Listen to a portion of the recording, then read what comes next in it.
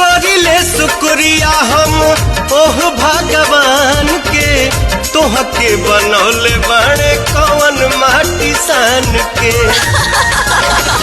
हो रूप ऐसन बुझाला देखी सूरज ला जाला रूप ऐसन बुझाला देखी सूरज ला जाला जैसे चंदा उगल